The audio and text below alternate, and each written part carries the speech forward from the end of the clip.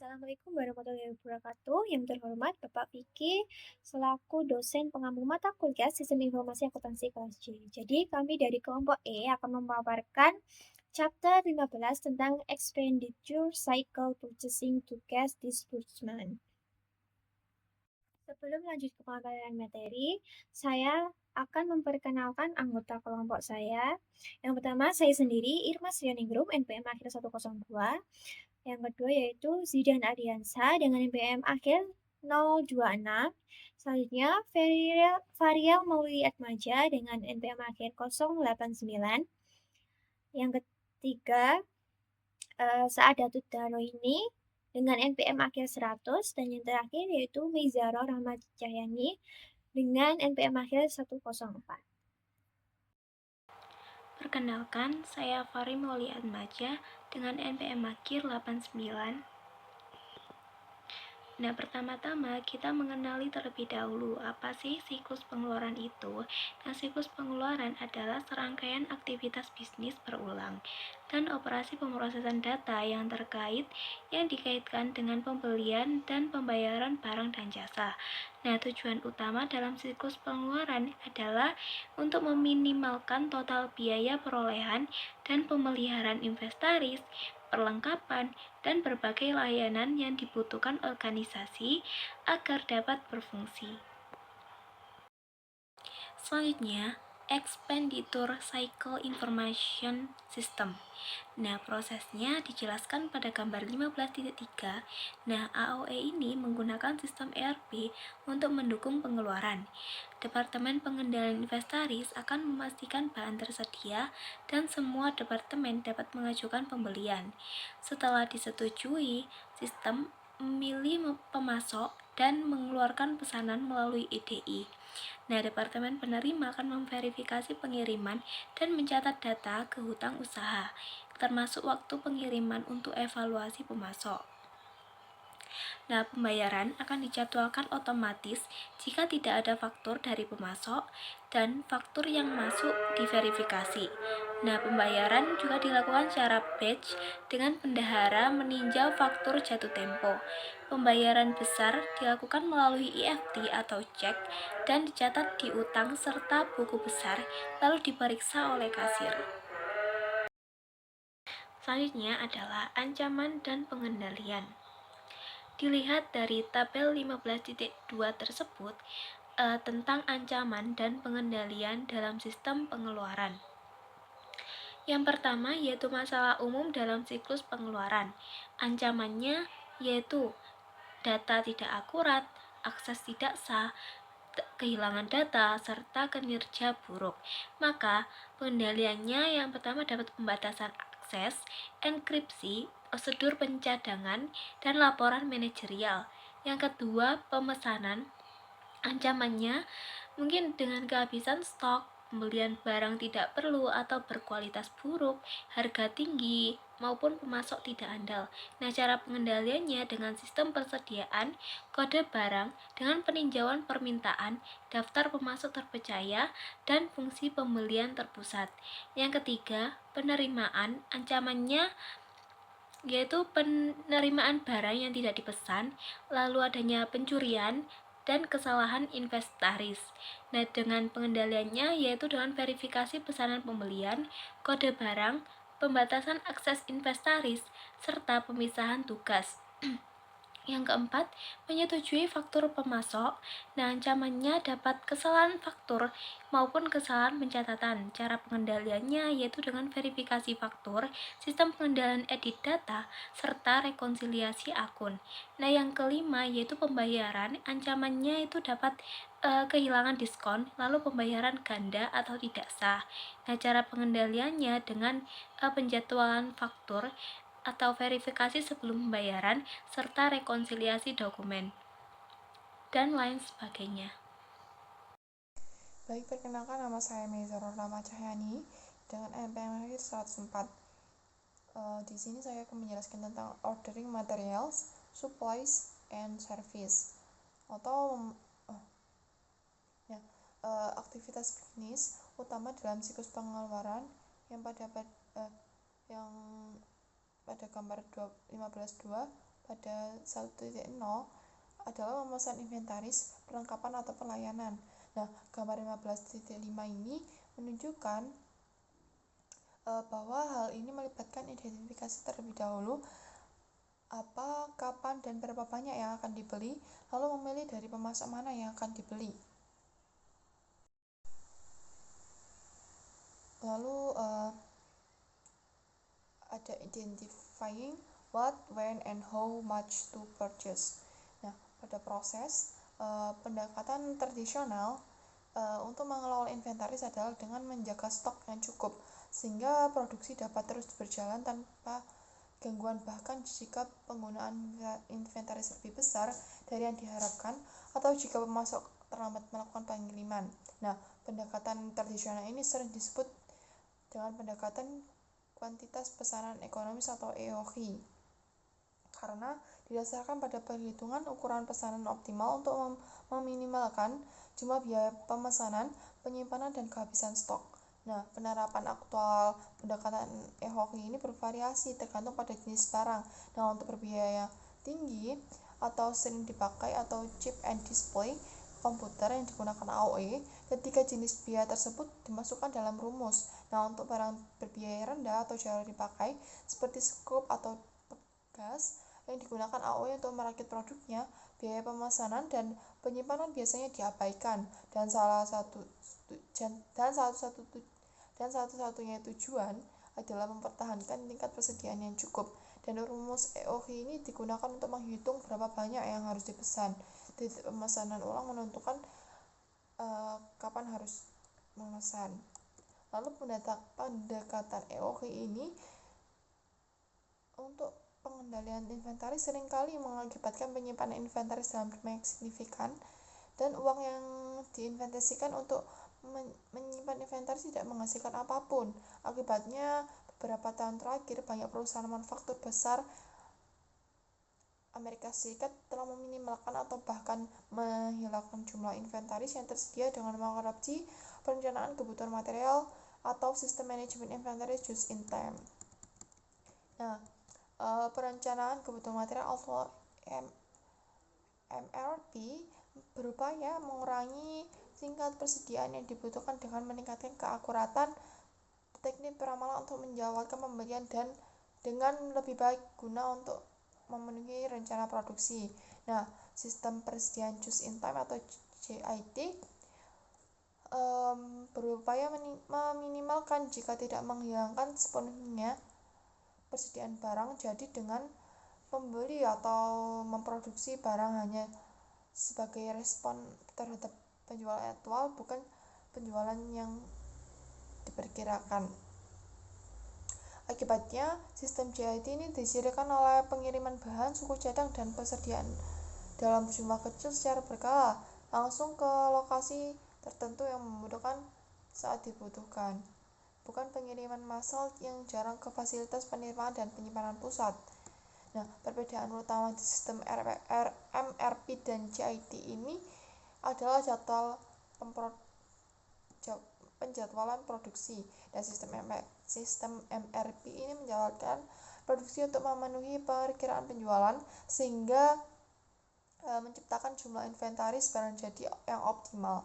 Sedangkan sistem JIT menjadwalkan produksi sebagai respon terhadap permintaan pelanggan sehingga hampir menghilangkan inventaris barang jadi, tetapi sistem tersebut harus menyimpan bahan baku dalam jumlah cukup untuk menyesuaikan produksi dengan cepat sebagai respon terhadap permintaan konsumen. Nah, permintaan untuk membeli barang atau perlengkapan dipicu oleh fungsi kontrol inventaris atau saat karyawan melihat kekurangan bahan.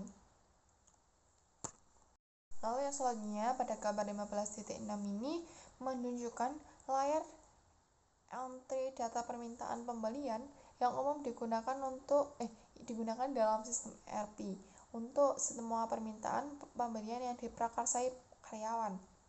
Nah, meminimalkan jumlah data yang harus dimasukkan secara manual akan meningkatkan efisiensi dan akurasi. Jadi pada gambar 15.6 ini karyawan yang mengajukan permintaan pembelian hanya perlu melengkapi kolom pemasok atau vendor tanggal yang diminta, dan lokasi tempat pengiriman barang dagangan. Di bagian atas layar dan nomor dan jumlah barang yang diminta di bagian detail. Nah, sistem kemudian menarik semua informasi relevan lainnya dari induk terkait. Dan pada gambar 15.6 ini, kotak persetujuan atasan dicentang. Hal ini memastikan peninjauan yang tepat atas semua permintaan pembelian yang diajukan karyawan. Orang yang menyetujui permintaan pembelian akan memasukkan nomor departemen dan nomor rekening yang akan ditagihkan untuk pembelian tersebut. Lalu selanjutnya yaitu ada threats and control atau ancaman dan pengendalian. Nah, catatan inventaris yang tidak akurat dapat mengakibatkan kehabisan stok yang mengakibatkan hilangnya penjualan ataupun kelebihan persediaan yang meningkatkan biaya ancaman 5.1. Nah, untuk mengurangi resiko masalah ini, metode inventaris perpetual harus digunakan untuk memastikan informasi tentang stok inventaris selalu terkini pada pengendalian 5.1. Nah, namun kesalahan entry data dapat mengakibatkan catatan inventaris perpetual yang tidak akurat karena juru ketik yang ahli pun dapat membuat kesalahan. Nah, oleh karena itu, penggunaan informasi pada pengendalian 5.2 untuk menghilangkan kebutuhan entry data manual dapat meningkatkan keakuratan catatan inventaris perpetual. Lalu pemberian kode batang merupakan salah satu pilihan, tetapi bukan hal yang efektif. Nah, kesalahan masih dapat terjadi jika karyawan mencoba menghemat waktu dengan memindai satu barang dan kemudian memasukkan jumlahnya secara manual. Nah, pemasangan label RFID pada masing-masing produk dapat menghilangkan masalah yang baru saja kita bahas tadi, karena pembaca secara otomatis mencatat setiap item. Nah, teknologi RFID ini juga lebih efisien daripada kode batang karena tidak diperlukan manusia untuk menyelaraskan kode batang pada produk dengan pembaca. Akan tetapi teknologi RFID ini lebih mahal daripada kode batang dan tidak dapat digunakan untuk setiap jenis produk. Nah, penting juga untuk menghitung persediaan yang ada secara berkala dalam menyelidiki setiap ketidaksesuaian antara jumlah tersebut dengan pencatatan persediaan perpetual. Nah, kontrol 5.3 pada tabel 15.2. Nah, satu kali perhitungan persediaan fisik tahunan umumnya tidak akan cukup untuk mempertahankan catatan persediaan yang akurat, terutama sistem MRP dan JIT. Sebaliknya, analisis biaya ABC harus digunakan untuk mengklasifikasikan item menurut kepentingannya. Nah, item yang paling kritis itu ada item A, harus dihitung paling sering, dan item yang paling tidak kritis yaitu item C. Nah, ancaman lainnya yaitu pembelian barang yang saat ini tidak dibutuhkan.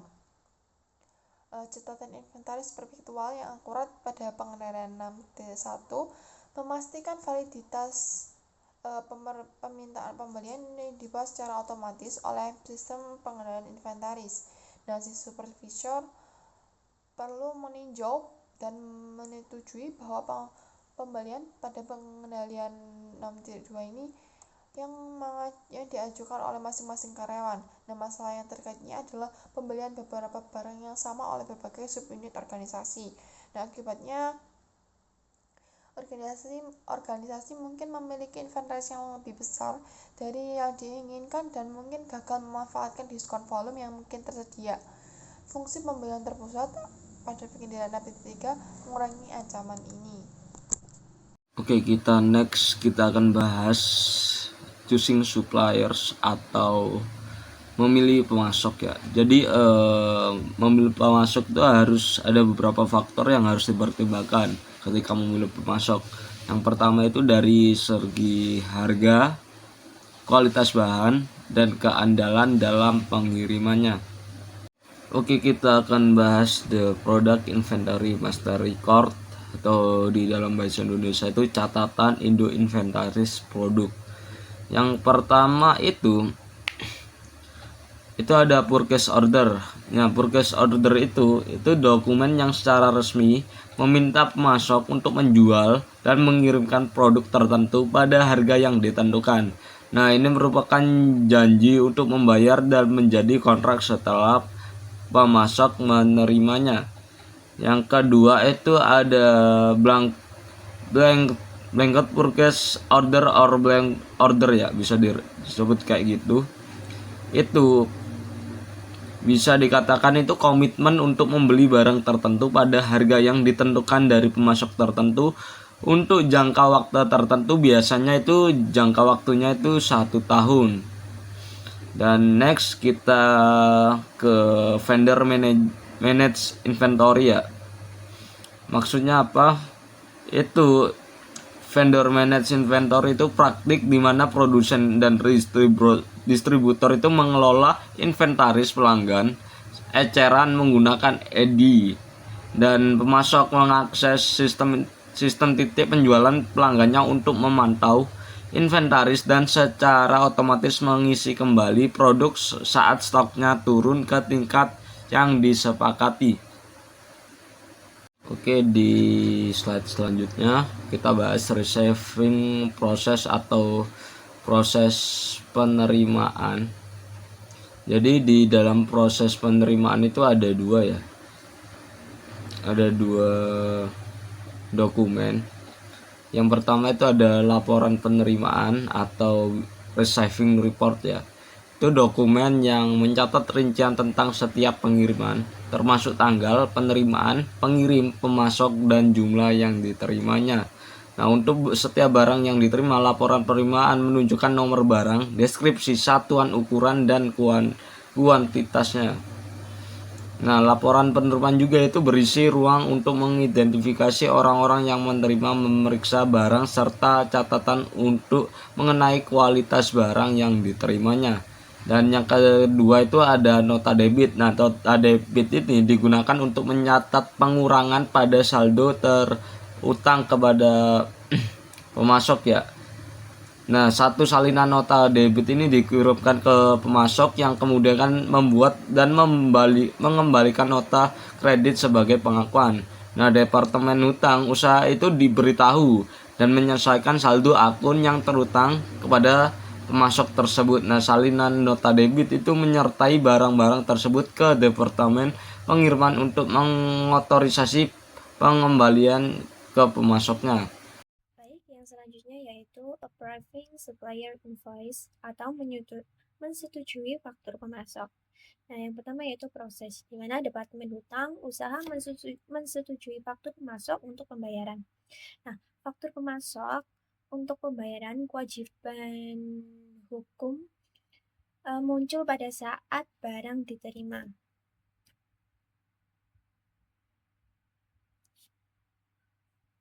Namun, untuk alasan praktis, sebagian besar perusahaan mencatat hutang usahanya hanya setelah penerimaan dan persetujuan faktur pemasok. Nah, ketika faktur pemasok diterima, Departemen Hutang Usaha bertanggung jawab untuk mencocokkan dengan pesanan pembelian dan laporan penerimaan yang sesuai. Nah, kombinasi faktur pemasok dan dokumentasi pendukung terkait ini menciptakan apa yang disebut dengan paket voucher. Nah, ada dua cara untuk memproses faktur pemasok yang disebut sebagai sistem non-voucher atau voucher. Nah, dalam sistem non-voucher sendiri, setiap faktur yang disetujui beserta dokumen pendukungnya diposting ke catatan pemasok individual dalam berkas hutang usaha dan kemudian disimpan dalam berkas faktur terbuka. Nah, ketika cek ditulis untuk membayar faktur, paket voucher dihapus dari berkas faktur terbuka, faktur ditandai telah dibayar, dan kemudian paket voucher disimpan dalam berkas faktur yang telah dibayar. Nah, dalam sistem voucher, dokumen tambahan yang disebut dengan voucher pencairan juga dibuat saat faktur pemasok itu disetujui untuk pembayaran. Nah, voucher pencairan mengidentifikasikan pemasok, mencantumkan faktur yang belum dibayar, dan menunjukkan jumlah bersih yang harus dibayarkan setelah dikurangi dengan diskon dan potongan yang berlaku. Nah, selanjutnya yaitu ada threats and controls atau ancaman dan pengendalian. Nah, salah satu ancaman adalah kesalahan pada faktur pemasok, seperti perbedaan antara harga yang dikutip dan harga sebenarnya yang dibebankan atau kesalahan perhitungan jumlah total yang harus dibayar. Nah, akibatnya keakuratan matematis faktur pemasok harus diverifikasi dan harga serta jumlah yang tercantum di dalamnya dibandingkan dengan yang tertera pada perintah pembelian dan laporan penerimaan untuk pengembalian kartu pengadaan. Nah, pengguna harus diminta untuk menyimpan tanda terima dan memverifikasi keakuratan laporan bulanan. Nah, mengadopsi dari pendekatan IRS menghilangkan potensi kesalahan dalam faktur pemasok karena perusahaan membayar dan mencocokkan jumlah barang yang mereka terima dengan harga yang dikutip saat barang dipesan. Nah, cara terbaik untuk mengurangi ancaman terkait pengiriman adalah dengan memberikan pelatihan yang memadai tentang praktik dan terminologi transportasi kepada staf pembelian dan staf pembayaran. Misalnya jika kontrak pembelian menyatakan pengangkutan penuh, diperbolehkan, maka pemasok bertanggung jawab atas biaya pengiriman. Nah, ketika organisasi pembelian bertanggung jawab atas biaya pengiriman menggunakan operator yang ditunjuk untuk semua pengiriman yang masuk dapat mengurangi biaya. Perkenalkan, nama saya Saadatul Daroini, NPM akhir 100. Di sini saya akan menjelaskan mengenai cash disbursement, di mana aktivitas terakhir dalam siklus pengeluaran adalah membayar pemasok. Nah, yang pertama ada proses. Kasir yang melapor kepada bendahara, kemudian bendahara bertanggung jawab membayar kepada pemasok. Hal ini merupakan pemisahan fungsi penitipan yang dilakukan oleh kasir dari fungsi otorisasi dan pencatatan, yang masing-masing dilakukan oleh Departemen Pembelian dan Hutang. Pembayaran dilakukan ketika hutang dagang mengirimkan paket voucher ke kasir, meskipun penggunaan EFT dan EDI semakin meningkat. Banyak pembayaran yang harus dilakukan dengan cek. Selanjutnya, threats and control atau ancaman dan kontrol, di mana mencegah kerugian finansial dalam fungsi pencairan kas sangatlah penting. Bagian ini menyoroti beberapa ancaman dan tindakan pengendalian yang sesuai untuk memitigasinya. Diskon pembayaran segera gagal memanfaatkan diskon untuk pembayaran cepat bisa berakibat mahal.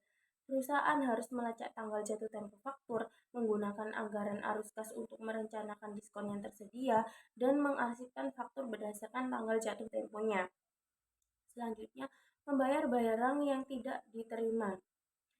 Untuk mencegah pembayaran barang yang tidak diterima, perusahaan harus membandingkan jumlah pada faktur pemasok dengan yang dicatat oleh Departemen Pengendalian Inventaris.